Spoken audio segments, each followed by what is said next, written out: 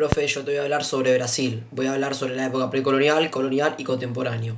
La época precolonial comprende el intervalo entre el descubrimiento oficial de Brasil por Pedro Álvares Cabral en 1500 y la fundación oficial de São Vicente por Martín Alfonso de Sousa en 1532.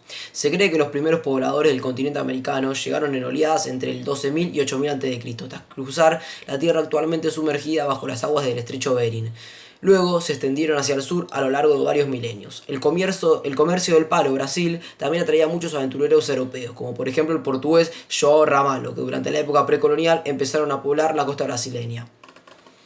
Es bien conocido que el Brasil precolonial, no solo por su gran extensión, era un territorio cultural, étnica y lingüístico muy diverso. En el actual territorio de Brasil se han documentado más de 240 lenguas diferentes. Esas lenguas pertenecían a más de 20.000 familias lingüísticas diferentes, siendo las dos principales las lenguas tupíes, que ocupaban gran parte de la costa y también del interior de la Amazonia, y las lenguas macro-ye, que ocupaban principalmente la meseta brasileña. La mayor parte de las lenguas de las costas y del macizo central desaparecieron y en la actualidad los grupos indígenas habitan fundamentalmente la Amazonia brasileña. Ahora te voy a hablar sobre 3 juegos de la época. Los Timbira del Brasil eran aficionados de las carreras. En los pantanos del Amazonas, los Aruac competían en marcha sobre zancos. Otro juego de ese momento es Canjire y Pingire. Simulan un campo de batalla donde dos grupos se enfrentan y se lanzan tocones. Tiene un carácter belicoso con el principal objetivo de la preparación para la guerra que antiguamente era frecuente. Canjire se practica durante el día, mientras que el Pingire se realiza por la noche, con tacones en llama. Los muñones son almacenados por mujeres, quienes también tienen la función de recolectar a los heridos. Los resultados de los juegos suelen ser lesiones importantes, pero sin enemistad. Y otro juego era fútbol de cabeza, que tiene como objetivo pasar el balón al campo del oponente usando solo la cabeza, anotando un punto a quien no comete errores. Ahora voy a hablarte sobre 3 danzas.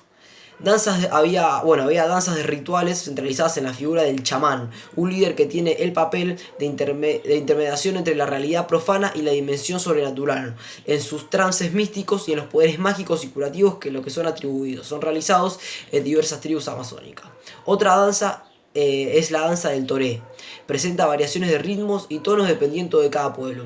El maracá, sonajero indígena hecho de una calabaza seca sin relleno en la cual se colocan piedras o semillas. Marca el tono de las pisadas y los indios danzan, en general el aire libre y en círculos. Y otra danza es la danza del Cuarup, un ritual de reverencia a los muertos, es propia de los pueblos indígenas de Alto Xingú, en Mato Grosso. Iniciada siempre los sábados por la mañana, los indios danzan y cantan enfrente a troncos de Cuarup, colocados en el local donde los muertos homenajeados fueron enterrados. Ahora te voy a hablar sobre algunos pueblos originarios de la época precolonial. Las tribus de las que voy a hablar ahora casi todas eran seminómades, vivían de la caza y un tipo de agricultura primaria. Los primeros habitantes del actual Brasil fueron los indios arawak y caribes. Al norte los tupí guaraní sobre la costa este y la cuenca amazónica tapuá, los que habitaban tramos cortos del litoral entre los grupos tupí y los guaraní y los pano al oeste.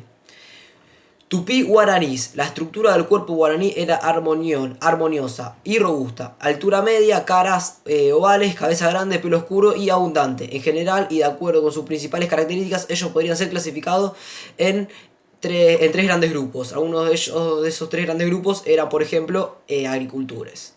Otro tipo era tapuya. Tradicionalmente vivían de la caza, la pesca, la recolección y de algunos cultivos. Para la caza usaban arcos, fabricaban hacha de piedra y garrotes con bordes afilados para el combate. Y también eran nómades. Y por último, los arawak. Estas poblaciones neolíticas la practicaban de la agricultura, la pesca y la recolección, pero se produjo una cerámica típica altamente decorada por el adorno técnica de pintar blanco, negro, ocre. Las poblaciones nativas de las Indias occidentales no sabían escribir.